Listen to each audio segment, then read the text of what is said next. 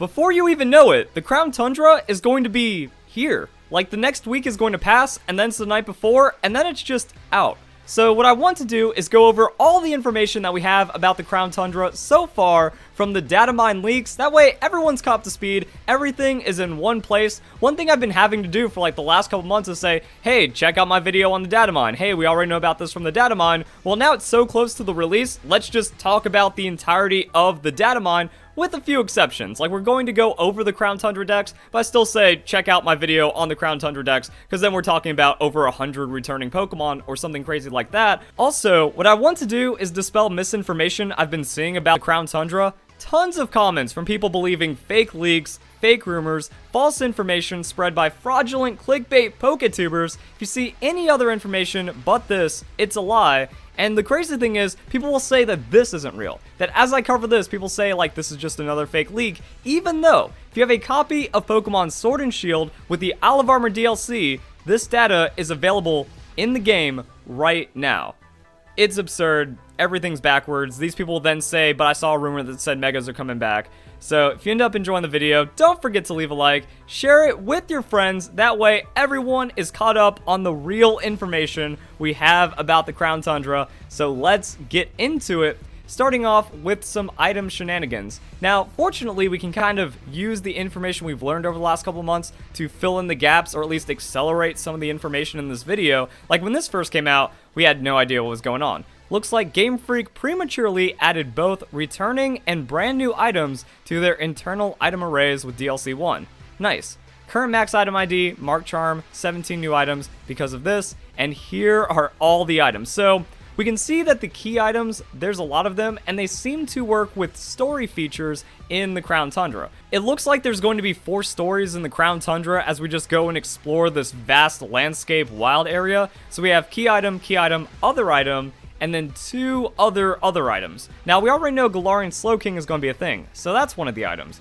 We also know that there's going to be the ability patch. We knew about this from the Datamine, but it was just recently confirmed. And then the last other item, so something usable outside of a key item that might be useless outside the story, is going to be an Armorite ore variant in the Crown Tundra. I'm personally hoping it's called like Crown Tundrite or something, but this was actually accidentally leaked by Game Freak, and we'll get more into that later. And then we just have a lot of key items. Some of these seem to work with Calyrex and its fusion, and the rest could just be story and not really provide too many extra benefits. And here's the title cards that we have in the new stories for the Crown Tundra. Pretty easy to figure out what they're about. Legendary Tree of a Legendary 3. It's not like we've only seen a million teases about that officially in the Crown Tundra with the legendary birds. Terrible Titans. Lurking, locked away. Yep, that's going to be a thing. Makes sense. They came from the Ultra Beyond. Ultra Beast even more confirmed. And then the Sacred Bonds of Sovereign and Steed. At first, I was just like trying to figure out what that was going to be, but it makes more sense the more you think about it. Sovereign, Calyrex, Steed, Light Horse, Dark Horse. That fuses with Calyrex, so those are going to be the stories. So we got that going on. And we also have location info for some of the Pokemon in the Crown Tundra. And this lines up with the map of the Crown Tundra that is currently in your Pokemon Sword and Shield Isle of Armor game. And then this happened. The Crown Tundra leak we've been waiting for confirmed at least 898 Pokemon. 894, 895 are unconfirmed, but almost certainly the new Regis. And then we have code names, and we got some extra shenanigans going on. Hakuba, Kokuba, Kuran, Calyrex. So you can combine Calyrex in some way to get Hakuran and Kokuran. So Calyrex has 2 fusion Pokemon. Did a massive leak video a couple days ago about this one. So we have like White Horse, Dark Horse, and then that lines up with like future TCG sets or something. It's pretty wild. And then, yeah, not only is there just like, you know, you could go through the code. You could look at stuff like this and just be like, all right, we have Crown Tundra information. That's kind of cool. No, there are in-game models. You know, we have NPCs for the Crown Tundra, but it's all there. We even have Peony, his daughter, it seems, and then like a villager chief. So, yeah, that's Crown Tundra assets inside of the Isle of Armor. Some pretty wacky stuff. And then we have all these things. So of the Crown Tundra models we have available, you're able to battle both Peony and Adventurer F, probably his daughter, because we have the male adventurer, we have the female adventurer, and then we have the battle and all fun stuff like that.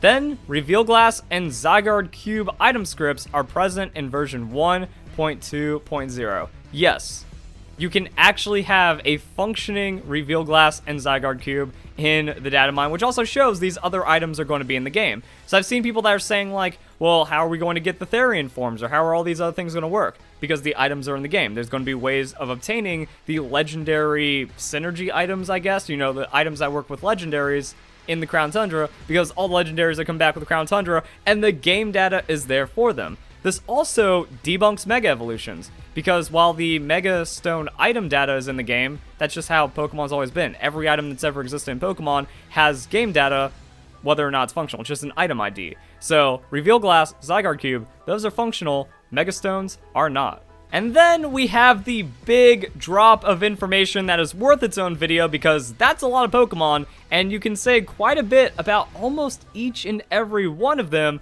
but Game Freak basically confirmed Pokemon they plan to add into the Crown Tundra with the Dex entries they left out from the Datamine, and so far it's been reading like a script. We haven't seen any Pokemon not on this list in official information, so it just seems like this is going to be it. Will Game Freak maybe add in a few extra Pokemon from the past?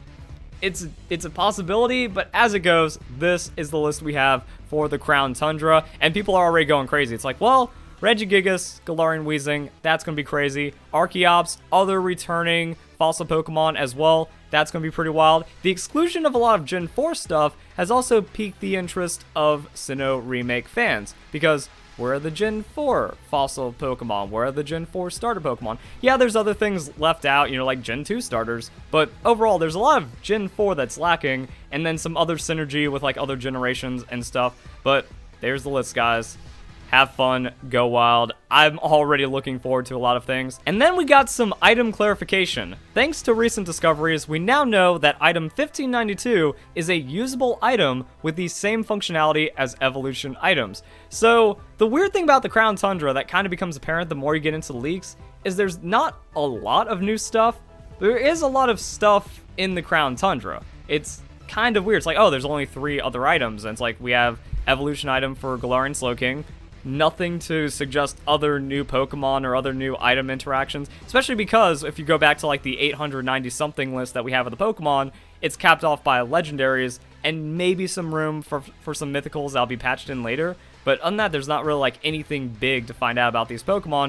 But yeah, it's like we have other item, and it's just an ability patch and Armorite for the Crown Tundra. So nothing like crazy going on there, but this is still going to be a long video and we still have a lot to talk about. So, this just in, Game Freak left in actual important item data for all the Crown Tundra items, item 1590, 1591, this fun stuff. So actually, yeah, it's like Calyrex fusion items, evolution item, tons of random story key items, and then other functional other items. You know, it's like, have the same effect in the code as DNA Splicers, the Solarizer, and the Lunarizer. Since there are only 2 of them, we can assume they work similarly to the DNA Splicers. So it's even more to support Calyrex having some kind of fusion forms, and then this is the one that like blew me away the most, until the next thing that blew me away the most. Oops, they left in Crown Tundra Pokedex flags in the game, or Pokedex unlock flags in the game. The Crown Tundra works inside of Pokemon Sword and Shield. Like, that's the Crown Tundra Pokedex, functioning as much as it can with the information or with the data that's available in the Isle of Armor, and also shows how we can kind of reverse engineer that to figure out the Pokemon that are going to be in the Dex. We can also find holders for new battle themes. So with the Crown Tundra, there'll be an additional 8 battle themes playable in the Battle Tower. We don't know what they consist of, but it's a pretty likely guess it'll be Peony, Regis, Legendary Birds, Calyrex, probably Peony's daughter, and then other things. So even though we have a lot of information, and it seems like we know most about the Crown Tundra, there's still going to be a couple of cool surprises, and that was true of the Isle of Armor. Like, we knew about all the tutor moves and stuff, but then just the extra depth that came in from the quality of life, very nice stuff. And there's going to be 2 additional NPC allies added to max raid battles. We currently have Clara, Avery, and then Peony, and maybe Peony's daughter. So it's going to have kind of the same synergy coming in with that. So the Crown Tundra Pokedex, it lets me view the map too. Honestly, it's a big meme at this point. The Crown Tundra just works inside of Pokemon Sword and Shield. That, my dudes, is the Crown Tundra map. You can see it. It lines up with the trailers. It lines up with the location. We can just see everything going on in the Crown Tundra. The absolute madness. There's also fly locations. So we can see where else we can go in the Crown Tundra with the fly locations, all the fun stuff. Boom. A lot of places to go to. Much better than the Isle of Armor. Much better than the current wild area, or like the base wild area in Galar. So at least it's not going to be too frustrating to explore a lot of the areas. And then, like, yeah, just bounce around, catch Pokemon. Still seems like there's going to be some gaps. From the trailers, using your creativity and also like all the other official information, probably put together some kind of map, but it's going to be coming out in a couple of days anyways. But it's like, hey, this is what you expect. Massive wild area filled with stories, legendary Pokemon, and a couple of cool new features. And then we got some extra fun stuff going on. If anybody wanted further evidence leading towards Ultra Beasts making a return in DLC 2, we have Dynamax Adventures, and then we have UB open. So it's like, yeah, there's going to be Ultra Beast Shenanigans coming in with the Dynamax Adventures. And we just kind of saw this in the new trailer, but we knew about it. There's a flag in the Crown Tundra that allows for Pokemon to follow you in the overworld, seemingly functionally identical to the one in the Isle of Armor. No signs lead to any flag for the base games outside the DLC wild areas, unfortunately. So yeah, they're not going to like be like, oh hey, now you can also have Pokemon follow you in just the wild area in Galar. Nah, you need DLC. It's only in DLC areas, but still a pretty cool feature. And then, to clear up misinformation I've seen being spread, no, Game Freak did not add in Mega Stone sprites in the last patch for Sword and Shield. Those sprites have existed since launch in November and weren't touched. Their internal item arrays also haven't added back in Mega Stones. Boom. So yeah, we just have the sprites because it's just the game data. Like I said, has been in for every game and stuff. Go into Pokemon X and Y and find the flutes from Generation 3. You can find in pretty much everything left out in the main series games in Pokemon Let's Go Pikachu and Eevee.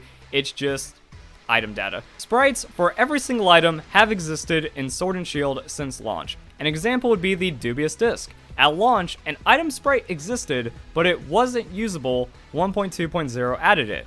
Now, some people are still trying to make the arguments, well, Mega Evolution could come back once they actually patch it in. But as you can see, the Zygarde Cube and other legendary items, like other items, work already in the Crown Tundra. So there's just nothing to suggest that Mega Stones are actually going to have any functionality whatsoever. Therefore, no Megas returning. Here's a follow-up on the Crown Tundra map. Fly locations without designated weather are indoor locations of interest. These can be compared to Master Dojo, Tower of Darkness, Tower of Waters, etc. Full map with corresponding flag names coming soon. So yeah, you can also see like what major areas, like if you're just kind of flying into the middle of nowhere, that's going to be a building, or a cave, or a point of interest. Most likely Dynamax Adventures, some other areas, but then there's some wild areas you just fly into, and then you're a part of that area. And then to just get even crazier with the potential map making and labeling, Bird Tree, Regice, Regirock, Registeel, fly locations. So the Regis, you're going to have to bounce around, and then you get into Regieleki and Regidrago and whatever's going there. But you can still see some places that are happening. Clearing up additional questions. We don't know if Regieleki, Regidrago will be version exclusive. We won't know what is or isn't shiny locked until a DLC comes out. And we don't have any DLC 2 Pokemon models, so we can't check for new shinies. There is some extra fancy stuff though. There are 27 new trainer battles, all named TRID Dream Match XX. Not sure what these could be used for. So yeah, it doesn't kind of like relate to the Galar Star Tournament initially, but there are some extra trainer battles that just have weird stuff going on. In addition to that, there are 2 battles with Peony and 1 with Marnie. We know from other file names there's a battle with Adventurer F, but nothing in the hash tables. So it looks like Marnie is going to be separate to Peony's daughter, and she's going to be tagging along with the Crown Tundra, which makes sense because Hop just kind of appeared in the Isle of Armor with us and actually had a little bit to do with the story. And then this is how we found out about Crown Tundra. New distribution raid item has 1604 in drop tables. They all crash your game. So yeah, this just happened. Like when we got the first Isle of Armor max raid battle, instead of the max raid battle event, instead of getting Armorite as a reward, it was the new Crown Tundra Armorite item. So boom, we have no idea what it does. People actually obtained it. It crashed and closed their game, and then we just have to see what's going to happen with that. Then we found out about the hidden ability capsule, now known as the ability patch since it has been officially revealed, but you can change abilities 1 to 2 to hidden, and it doesn't look like you can revert it back. So no guard, Fissure Machamp doesn't look like it's going to be a thing, or any other weird, interactions like that, but I think that's going to be the main one. And then we have other item information. Like, this is all the information we have about the items up until now. Calyrex Fusion, Fuse, Calyrex, Separate, Slowking Evolution item, Armorite Ore, Hidden Ability Capsule. Just kind of putting it all in one place right there. Then we had some fanciness. Pokemon Home's personal data includes Olive Armor tutor moves for every Pokemon. Don't take this list as a way to say a Pokemon's coming back, but if Weedle can learn Skitter Smack, it doesn't mean it's confirmed. I'm excited for Grassy Glide Tapu Bulu. So yeah, I've done videos on that. There's going to be some nasty Pokemon coming out with the Crown Tundra, but also the movesets are being updated even for excluded National Dex Pokemon. Fancy. The hidden ability patch will also work with breeding because it just hard changes the Pokemon instead of like bottle caps, which are just a cosmetic thing. So yeah, once used on Pokemon new hidden ability, it can be passed down through breeding if the species can breed. And it looks like that is it until the game comes out. I guess I'll see you all on October 22nd when the real data mining fun begins. We already know about so much, but yeah, like I said, there's a couple of things that are in the Crown Tundra, but there's a lot of depth to each thing. Like, the Dynamax adventures, those are going to be crazy and massive on their own, exploring the new Pokemon, just seeing how the meta develops, any other features we don't know about, how the Crown Tundrite's going to work, the ability patch, if there's going to be good rewards for the Star Tournament, if the Dream Matches end up amounting to anything, and other new features, like the Cramomatic just kind of happened with the Olive Armor, so it'd be cool to see like other quality of life improvements, which there's already a ton of, from getting every legendary and being able to put in hidden abilities, and there also being like an Armorite equivalent. So there's going to be a lot to do in the Crown Tundra, but it's not like a full game's worth of stuff, but I think it still like makes sense. The Olive Armor is almost worth the $30 on its own. Crown Tundra looks like it's going to have the same value, if not more. So yeah, really good stuff going on with base Pokemon Sword and Shield, with the Olive Armor. Lot to do in the expansion pass. People always want more, but it looks like there's not really going to be any surprises. So hope you guys enjoy the video. Hope you all have a nice day. Thank you very much for watching.